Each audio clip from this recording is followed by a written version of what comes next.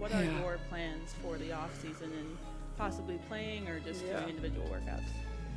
Yeah, I mean, probably take a little bit of a break here, just for maybe a week. I don't really want to lose a ton of the stuff I've worked on, and just trying to get my body back to full health. There's some USA basketball stuff I need. They misjudged the storm they were about to unleash, believing they could just remove her from the story. Caitlin Clark's exclusion from the Team USA selection for the Summer Games was already the most contentious decision in women's basketball history, but fresh material indicates that the disrespect went far beyond a straightforward rejection. We are discussing an almost unbelievable degree of pettiness. According to leaks from inside the selection process, there was an offer on the table that was so offensive that it was essentially meant to be turned down before the last door was shut in her face. There are rumors that league executives thought about giving Clark a position as a glorified alternate, but with a catch that went straight to the heart of her personality. They supposedly intended to give her jersey number 12 instead of her famous number 22. Jersey numbers are more than just numbers in the world of professional basketball. They are prestige symbols. In hoops culture, number 12 is commonly known as the benchwarmer special, the jersey you give to the final player on the squad in order to fill a spot. Players like Sophie Cunningham, an athlete renowned for her fire and grit, are said to have stepped up and refused to comply with the league's complex politics as a result of the offer, which was so disrespectful that it sparked a tremendous mutiny behind the scenes. This was a declaration of war against the new period rather than merely a roster selection. You must comprehend Caitlin Clark's brand in order to comprehend why this jersey number rumor is so shocking.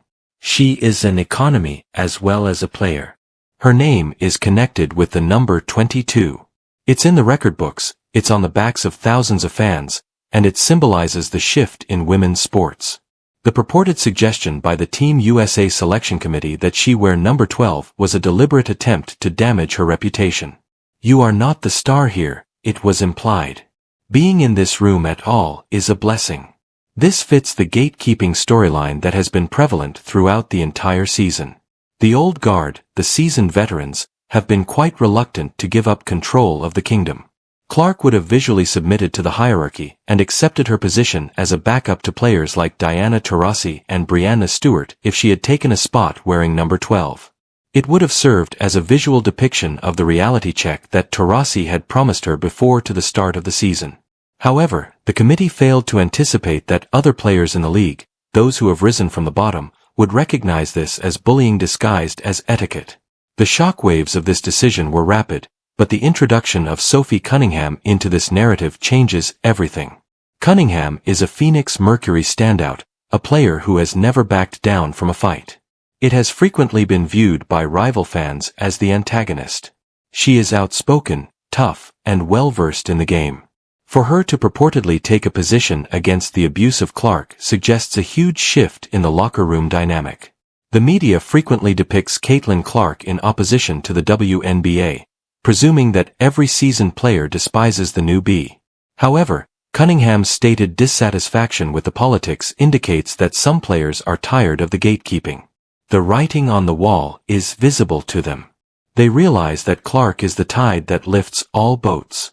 The powers that be are endangering the development of the entire sport by treating the league's most valuable asset with such flagrant disdain, giving her a scrub number and a different place. The league has lost the locker room if the rumors are accurate and players are discreetly objecting or declining to participate in the national team's promotional tales as a result. However, we must examine the time frame of the snub in order to fully appreciate the seriousness of this insult. The committee's justifications were, at best, tenuous when the lineup was revealed. They talked about experience, seniority, and defensive synergy. They asserted that they required players who had experienced the rigors of global competition. However, those justifications fall apart when you examine the numbers and Clark's offensive output. It was a personal choice. It had to do with politics. The smoking gun that demonstrates this is the jersey number 12 rumor. Implies that if they could humble her first, they would be open to including her. Without her sparkle, they desired her productivity. They tried to sell tickets using her name, but they made her sit on the bench while wearing an irrelevant number. It is a traditional kind of hazing, more appropriate for a high school cafeteria than the top level of professional athletics. And that's precisely why there has been such a strong pushback. The supporters are not foolish. They are able to distinguish between an ego decision and a basketball decision. This irony is so thick that it could be sliced with a knife. WNBA players have battled for respect for years. They have battled for increased compensation, media attention, and chartered planes. They have pleaded with everyone to take notice.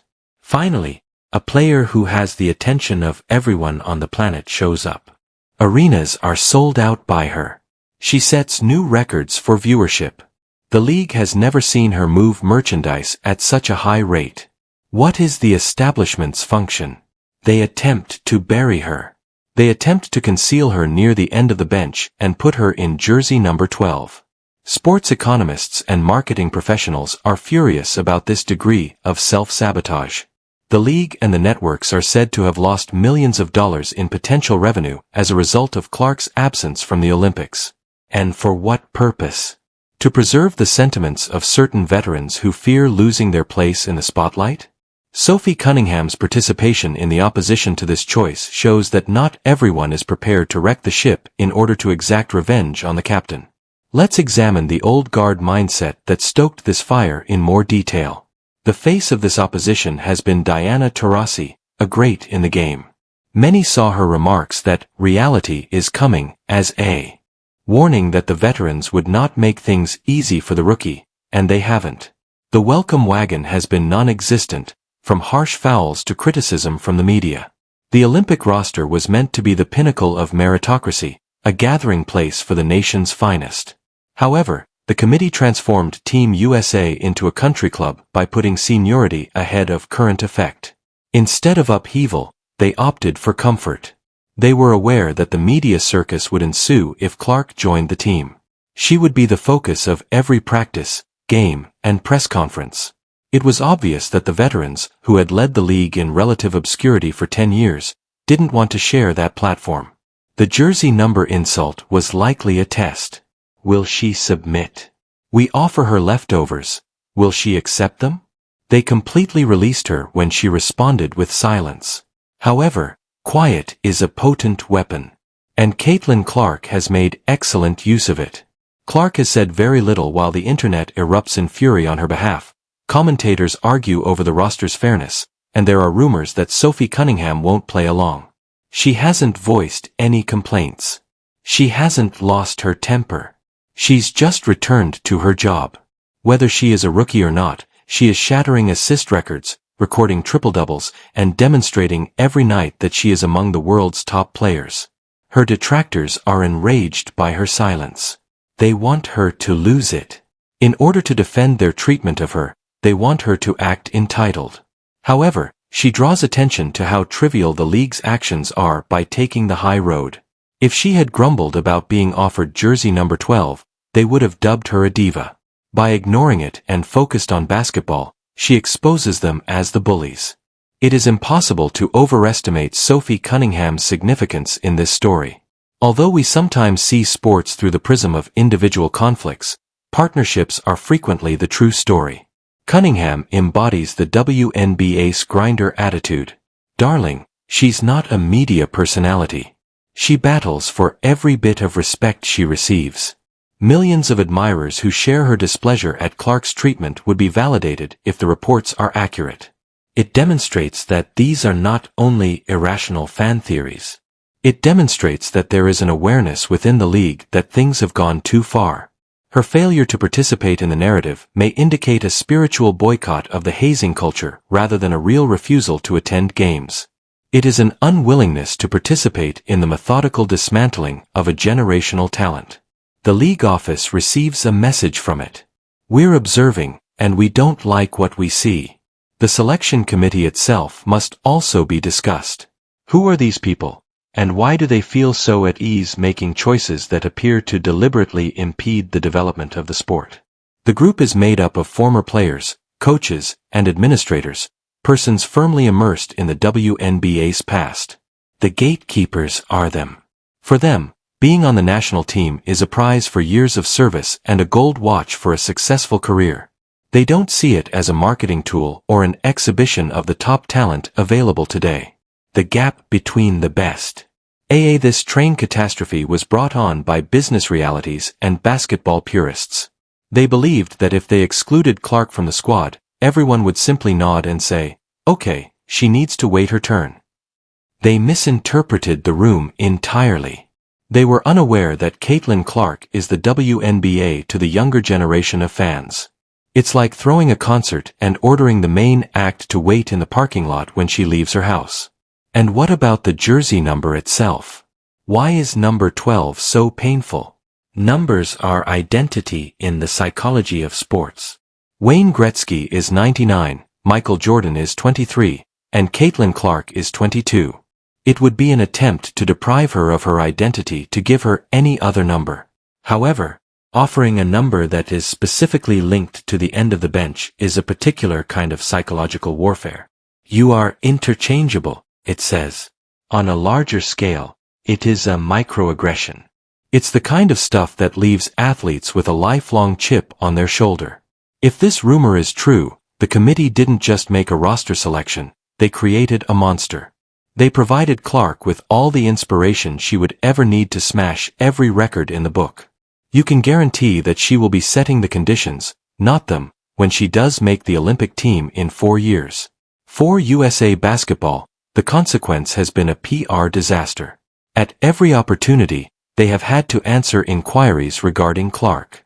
The ghost of the player who wasn't present has stolen the limelight from the players who did make the team, who are amazing athletes in their own right.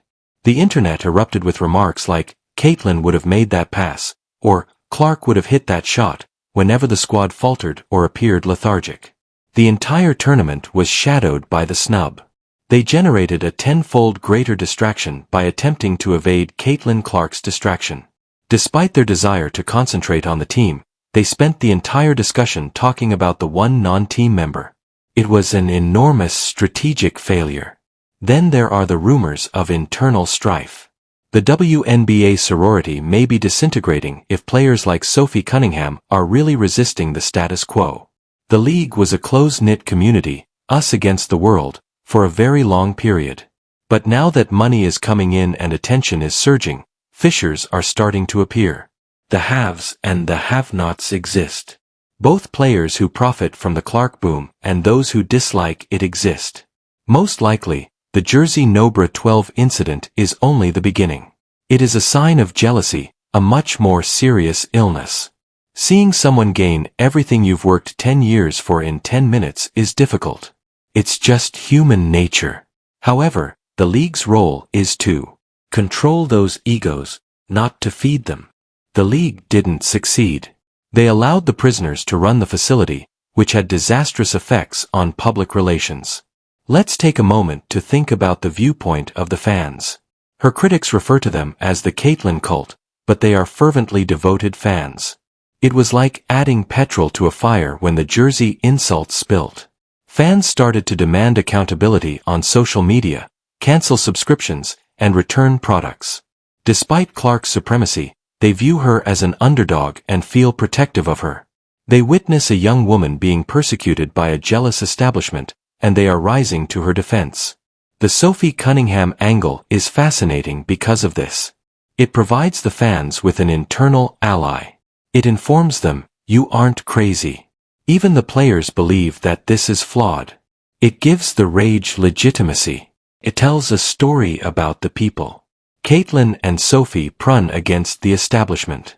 And that is a tremendous story. But we have to ask, was there ever a real basketball rationale for the snub? The committee cited Clark's poor defensive experience and high turnover rate.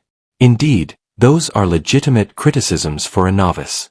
However, do they have enough merit to exclude the world's most electric scorer? Are they valid enough to disregard the palpable chemistry she creates with her passing? The majority of analysts disagree. Some of the players on that squad were less influential and played less minutes than Clark would have. The personal motivations seem to be concealed by the basketball justifications. If accurate, the jersey number 12 offer indicates that they thought she had enough skill to be a member of the squad.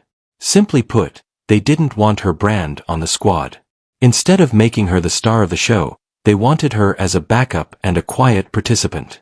And they sliced her when it became evident that she was too large to be little. This will have fascinating long-term effects. What impact will this have on the upcoming generation of players? Will they reconsider joining the WNBA after witnessing how Clark was treated? Will they realize that you have to play politics even if you are the best? Or will a revolution be sparked by this? Will more athletes like Sophie Cunningham speak up